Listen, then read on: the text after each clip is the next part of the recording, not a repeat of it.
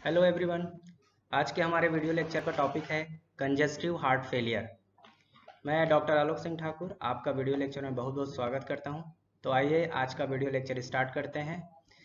Congestive heart failure का सबसे पहले हम इंट्रोडक्शन देखते हैं। Congestive heart failure is a condition where the insufficient blood flow is occurs from the heart. So as we know that heart is containing the oxygen rich blood and it supply this blood to the various organs for the oxidative metabolism of the cells in the various organ. So if the heart is not able to supply this oxygen rich blood, then the heart feels a lot of pressure over itself. So there is a double problem is there. One is there is a progressive and the chronic pumping power is get weakened for the heart, and as well as there is a insufficient supply to the organ of the oxygen rich blood, therefore the organs will also not properly work. तो यहाँ पर क्या हो रहा है exactly कि हमको heart के ऊपर प्रेशर कम करने के लिए हार्ट से ब्लड को प्रॉपरली फ्लो भी होना चाहिए ऑर्गन के साइड, और साथ में साथ क्या है ऑर्गन्स को ऑक्सीजन रिच ब्लड मिलने से ऑक्सीजन जो हमारे ऑर्गन्स हैं वो प्रॉपरली फंक्शन भी कर पाएंगे, क्योंकि ऑर्गन्स को प्रॉपरली फंक्शन करने के लिए सेल्स के अंदर एनर्जी जनरेट होना चाहिए जो कि ऑक्सीडेटिव मेटाबॉलिज्म से आता है, और ये जो ऑक्सीडेटिव मेटाबॉलिज्म के लिए ऑक्सीजन है वो हमको ऑक्सीजन रिच ब्लड से मिलता है। तो इसलिए क्या है कि ऑक्सीजन रिच ब्लड जो हार्ट सप्लाई कर रहा है वो प्रॉपर होना चाहिए, और अगर प्रॉपर होता रहेगा तो हार्ट में ब्लड एक्यूमुलेट भी नहीं होगा, जिसके कारण हार्ट का जो पंपिंग एक्शन है वो प्रॉपर चलते रहेगा। अगर ये चीज नहीं हो पाते हैं, मतलब हार्ट अगर प्रॉपर ब्लड सप्लाई नहीं कर पाता है, तो हार्ट का जो पंपिंग पावर है वो धीरे धीरे वीक हो जाता है, क्योंकि पंप करने से ही हार्ट से ब्लड बाहर जाता है। ये कंडीशन क्रोनिक भी हो सकता है और अक्यूट भी हो सकता है, और धीरे धीरे जब उसका पंपिंग एक्शन पूरी तरीके से बंद हो जाता है तो इसी को बोलते हैं congestive heart failure due to the congestion of a lots of blood into the heart. तो ये जो कंडीशन है ये धीरे धीरे होके आगे बढ़ती है। अब क्या होता है, कई बार ये कंडीशन अक्यूट होता है और कई बार क्रोनिक होता है। क्रोनिक का कंडीशन क्या होता है, जब धीरे धीरे प्रोग्रेसिवली पंपिंग जो पावर है या हार्ट मसल्स जो है वो वीक हो जाते हैं, जिससे पंपिंग नहीं हो पाता। कई बार अक्यूट होता है कि सडनली ही हार्ट का जो मसल्स हैं वो कॉन्ट्रैक्ट होना बंद हो जाते हैं, जिसके कारण उनका पंपिंग एक्शन सडनली बंद हो जाता है, सडनली इन अ वे कि 24 आवर या 48 आवर के अंदर ही इनके सिम्टम्स दिखने लग जाते हैं। तो ये कंजेस्टिव हार्ट फेलियर का कंडीशन होता है जहां पर पंपिंग एक्शन जो है हार्ट का वो वीक हो जाता है, जिसके कारण की ब्लड सप्लाई भी कम हो जाती है। नेक्स्ट है हमारा कंजेस्टिव हार्ट फेलियर के कुछ सिम्टम्स होते हैं, जिसको देखकर आप समझ सकते हैं कि पेशेंट जो है उसको कंजेस्टिव हार्ट फेलियर होने का चांस है, means they are about to heart fail. तो उसके प्रिकॉशन के लिए आप जल्दी से जल्दी उसको प्राइमरी मेडिकेशन और उसके बाद हॉस्पिटलाइज कर सकते हैं। तो देखते हैं कौन कौन से सिम्टम्स होते हैं यहाँ पर। तो जैसा कि आप देख रहे हैं स्क्रीन पे, शॉर्टनेस ऑफ ब्रेथ जिसको डिस्नेप्निया भी बोलते हैं, परसिस्टेंट कफिंग और वीजिंग, मतलब लगातार उसके गले में खराश बनी रहती है, कफिंग हो जाती है, कफिंग होने के कारण जब वो सांस लेता है तो वीजिंग या फिर विसिल जैसे साउंड आने लग जाती है because the choking of the trachea. उसके बाद there is a building up of excess fluid in the body tissue, tiredness, body tissue में जो फ्लूइड जो है वो इंटरस्टिशियल स्पेस में एक्यूमुलेट हो जाता है, जिसके कारण वहां पर एडिमा का कंडीशन हो जाता है। एडिमा मीन स्वेलिंग, और उसके कारण क्या होता है कि जो इंटरस्टिशियल स्पेस में जब फ्लूइड एक्यूमुलेशन होता है तो ये जो है फ्लूइड वो प्रेस करते हैं ब्लड वेसल्स को, जिसके कारण ब्लड वेसल्स में इंटरनल डायमीटर कम हो जाता है, जिससे ब्लड प्रेशर बहुत राइज कर जाता है और ब्लड का फ्लो प्रॉपर नहीं हो पाता। उसके कारण हार्ट के ऊपर भी बहुत ज्यादा प्रेशर आने लग जाता है और पंपिंग एक्शन वीक होने लग जाता है। फिर टायर्डनेस है, फटीग है, वीकनेस हो जाती है, बहुत ज़्यादा थकान महसूस होने लग जाती है पेशेंट को। वो फटीग हो जाता है। थकान क्यों हो जाती है, क्योंकि हमारे ऑर्गन्स को ऑक्सीजन प्रॉपरली सप्लाई नहीं हो पा रहा है और ऑर्गन वर्क नहीं कर पा रहे हैं। लैक ऑफ एपेटाइट, भूख कम लगने लग जाती है। नाउसिया है, patient is not feeling so energise, so that condition is called nausea, वो नींद में है ऐसा उसको फील होने लग जाता है। कंफ्यूजन होने लग जाता है, क्योंकि ब्रेन को जो है वो ऑक्सीजन सप्लाई की बहुत ज़्यादा रिक्वायरमेंट होती है, ब्रेन में प्रॉपर ऑक्सीजन सप्लाई नहीं हो पाता ब्लड के थ्रू, इसलिए वहाँ पर उनका जो ब्रेन है वो प्रॉपरली वर्क नहीं कर पाता and patient are feel to be confused. impaired thinking, that is also comes under the problem of the brain, and there is increased heart rate, heart rate बहुत ज़्यादा बढ़ जाता है, क्योंकि हार्ट रेट का मतलब क्या हो जाता है, यहाँ पर ये क्रोनोट्रॉपिक एक्शन आता है और उसमें क्या होता है कि बहुत ज़्यादा हार्ट को पावर देने के लिए फिर वहाँ पर एट्रियोवेंट्रिकुलर नोड से जो कंडक्टेंस है वो बढ़ जाता है, जिसके कारण हार्ट रेट भी इंक्रीज हो जाता है और अरिथमिक कंडीशन हो जाता है। तो कंजेस्टिव हार्ट फेलियर में जो अरिथमिया है वो भी क्या होता है, एक तरीके का वैल्यू एडिशन दे देता है, जिसके कारण हार्ट और ज़्यादा प्रॉब्लम में आ जाता है। तो ये सब कुछ सिम्टम्स हैं जिसको आप देखकर समझ सकते हैं the patient is about to be congestive heart failure. Next है there is attempt for the treatment or what the regimen we can use for the treatment of the congestive heart failure. So here you can see that we have some examples, and the drug which are using for the treatment of the congestive heart failure are actually helps to increase the force of contraction. It is not the heart rate is not affecting the heart rate, it affecting the force of contraction. There is a little difference between the force of contraction and the increase in the heart rate, because in case of the heart rate increasing condition it is the kind of arrhythmia condition, वो arrhythmia का condition हो जाता है। जबकि हमको यहाँ पर क्या करना है कि हार्ट कितना पंप कर सकता है, कितना कॉन्ट्रैक्ट हो सकता है, उस चीज को बढ़ाना, तो that is the force of contraction. तो जनरली क्या होता है, क्योंकि यहाँ पर पंपिंग एक्शन ही कम हो रही है, पंपिंग एक्शन मीन्स कॉन्ट्रैक्टिबिलिटी कम हो रही है मायोकार्डियल मसल्स की, उसी को बढ़ाने के लिए हमको फोर्स ऑफ कॉन्ट्रैक्शन बढ़ाना है। और जो ड्रग फोर्स ऑफ कॉन्ट्रैक्शन को बढ़ाते हैं उसको हम बोलते हैं पॉजिटिव आइनोट्रोपिक एजेंट्स बोलते हैं। तो ये जो पॉजिटिव आइनोट्रोपिक एजेंट्स होते हैं इनके कुछ हमारे पास एग्जांपल्स हैं, but what they basically doing, तो बेसिकली वो क्या करते हैं कि वो अक्यूट और क्रोनिक हार्ट फेलियर दोनों के मैनेजमेंट के लिए यूज होता है। इसमें हमारा जो मेजर ड्रग है, जो फर्स्ट कैटेगरी है, that is the cardiac glycoside. तो ये जो कार्डियक ग्लाइकोसाइड है इसमें कुछ हमारे नेचुरली ऑकरिंग ड्रग आते हैं, जैसे कि डिजिटेलिस है, स्क्विल है, स्ट्रोपेंथस है, ये सब कुछ ड्रग है जिसमें कार्डियक ग्लाइकोसाइड प्रेजेंट होता है as an active chemical constituent. तो ये नेचुरली ऑकरिंग रहता है। इसमें से जो डिजिटेलिस है वो ऑलरेडी प्रैक्टिस में है, मतलब मार्केट में जो ड्रग आते हैं हार्ट फेलियर ट्रीटमेंट के लिए उसमें डिजिटेलिस के जो एक्टिव कंस्टिट्यूएंट है उनका बहुत बड़ा रोल होता है। अब बात आती है कि कंजेस्टिव हार्ट फेलियर के लिए कार्डियक ग्लाइकोसाइड वर्क कैसे करता है। तो that is basically work by affecting the sodium potassium ATPase pump, जो कि हमारे इंट्रासेलुलर कॉन्सेंट्रेशन ऑफ कैल्शियम को इंक्रीज करता है। And whenever the calcium ion is move across the membrane, as we know that it increase the it causing the depolarization of the cell membrane, and then it increase the contractibility of the cell membrane। तो इसके कारण क्या हो जाता है, myocardial cell में contractibility बढ़ती है, जैसे कि कैल्शियम आयन, जैसे ही कैल्शियम आयन का क्रॉस या मूवमेंट बोलता है अक्रॉस द मेम्ब्रेन, और जिसके कारण की पंपिंग एक्शन जो है वो प्रमोट होता है। तो इसको आगे हम डिटेल से देखेंगे। So here we have few examples of the cardiac glycoside, जैसे कि हमने पहले ही बोला कि आपको कि डिजिटेलिस जो है वो एक बहुत ही इम्पॉर्टेंट प्लांट है जो कि कार्डियक एक्टिव कंस्टिट्यूएंट के एक्सट्रैक्शन के लिए यूज किया जाता है। तो बेसिकली जो ये डिजिटेलिस होता है, जिसको फॉक्सग्लो प्लांट भी बोलते हैं, जो इस स्क्रैफुलेरिएसी फैमिली को बिलोंग करता है, इसमें दो स्पीसीज हैं, digitalis पर्पूरिया and digitalis लेनाटा।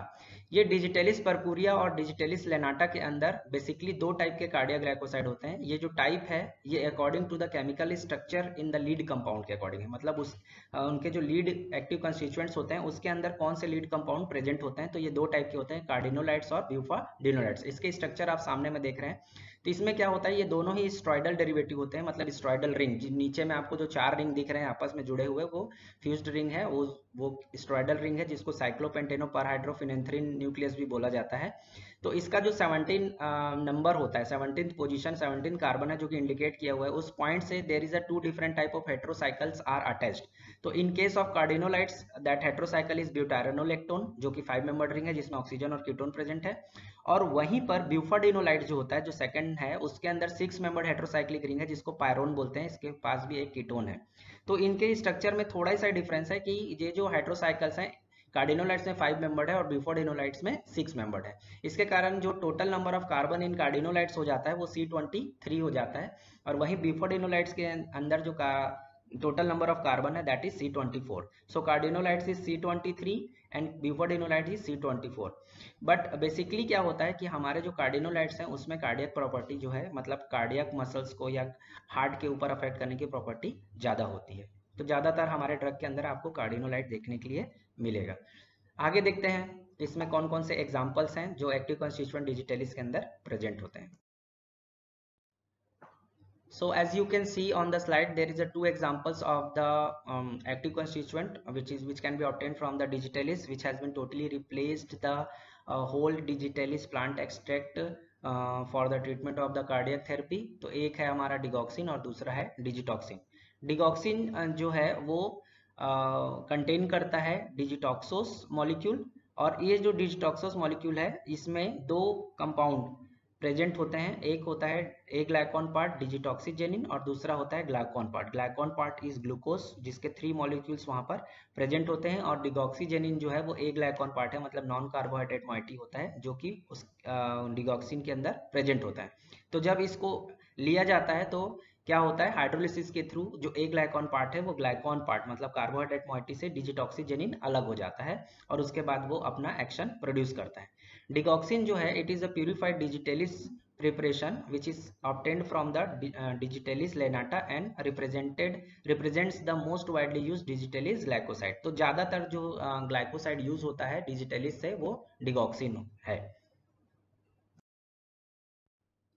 So this is the structure for the digoxin, where you can see there is a two different part which has been already indicated. One is the tridigitoxose, which is a glycosidic part, carbohydrate moiety, glucose is there, and one is the digoxygenin. Digoxygenin is a glycon part, non-carbohydrate moiety.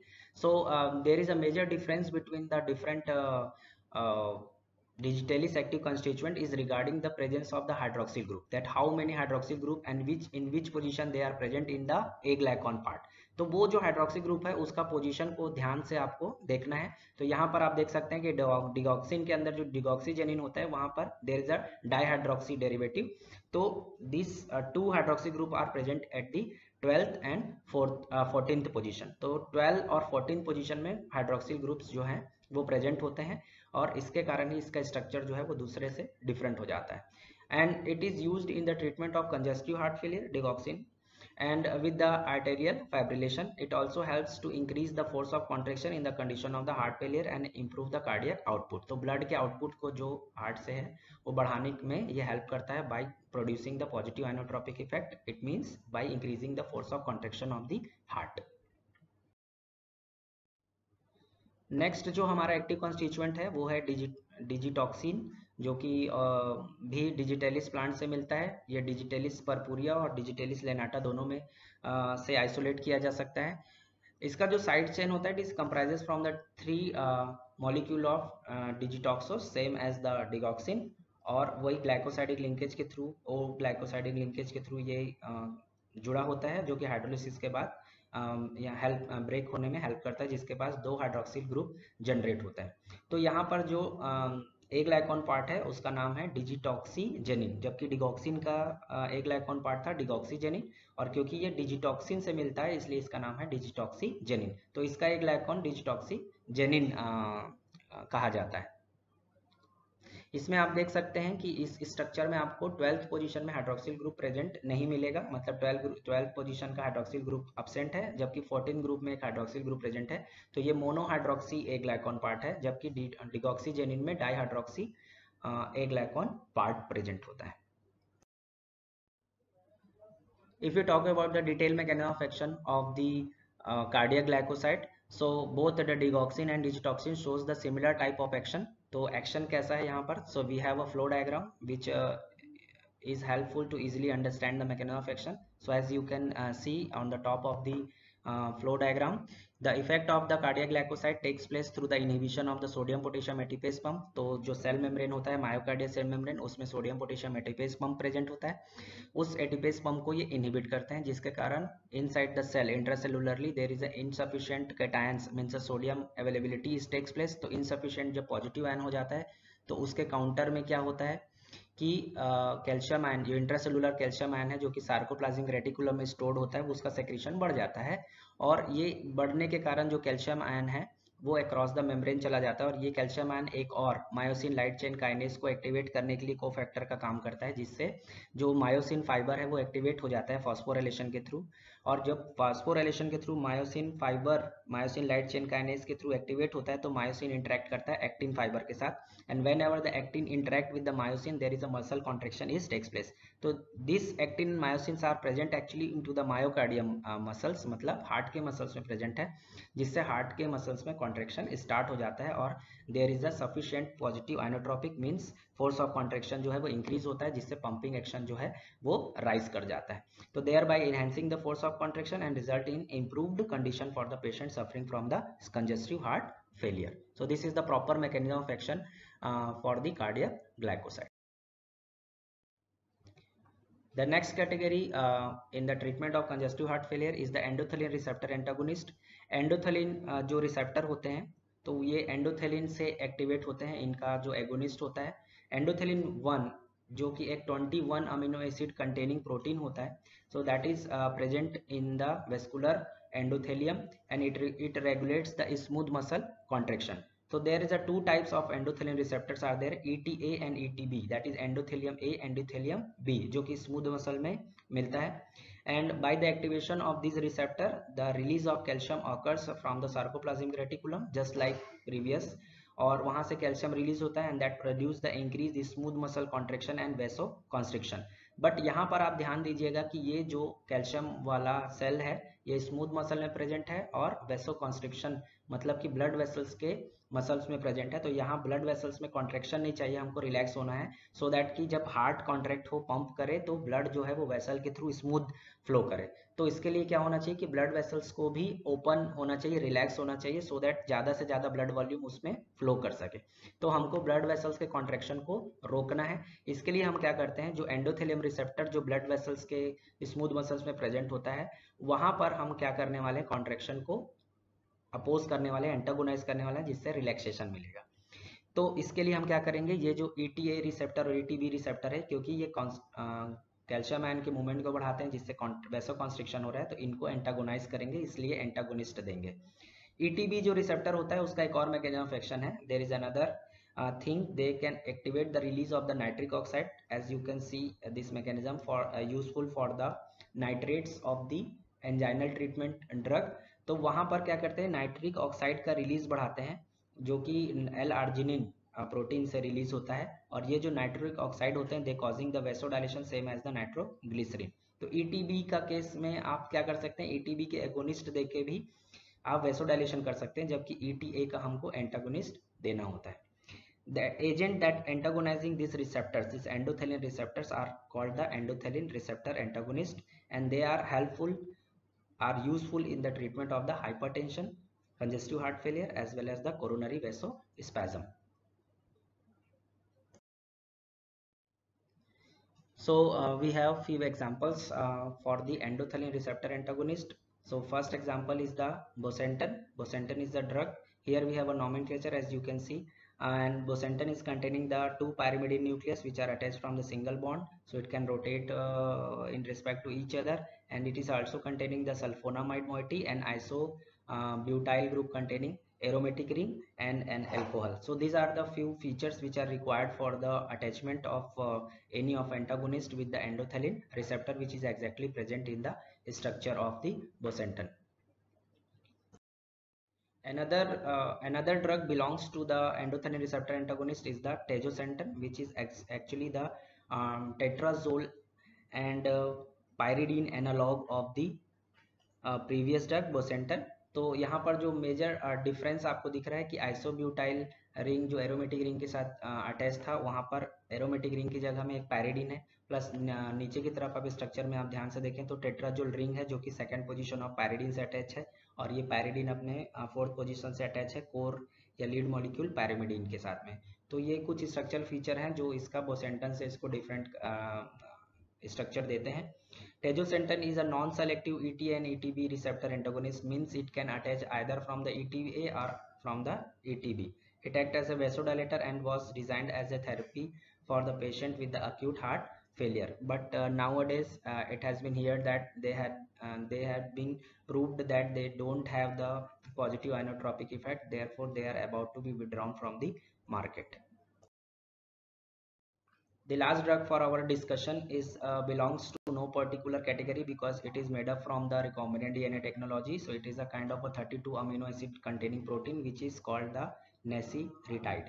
So nesiritide is used for the decompensated congestive heart failure. It is the protein of 32 amino acid chain, and this is a proteinous compound, therefore it can be easily accepted by our body. And nesiritide is work to facilitate the cardiovascular fluid hemostasis, means it can promote the flow of the blood easily or conveniently from the blood vessels. तो यहाँ पर क्या हो रहा है कि output जो cardiac output है वो ज़्यादा स्मूथ हो रहा है क्योंकि ये हेमोस्टेसिस को प्रमोट कर रहा है.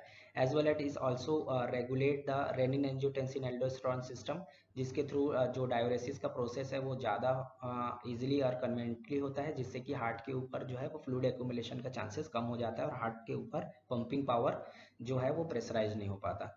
And then there is a stimulating the cycloguanosine monophosphate, which is a secondary transmitter for conducting the smooth muscle relaxation. So this is the effect of the nesiritide, which is a recombinant or the very new drug made up from the recombinant DNA technology, and it is the proteinous compound containing 32 amino acid. So this is the overall treatment which can be conducted for the treatment of the congestive heart failure.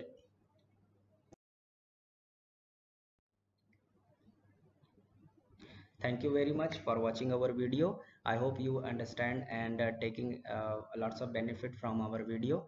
Do watching, like and subscribe our YouTube channel SRIP Edu Pharma. Thank you very much.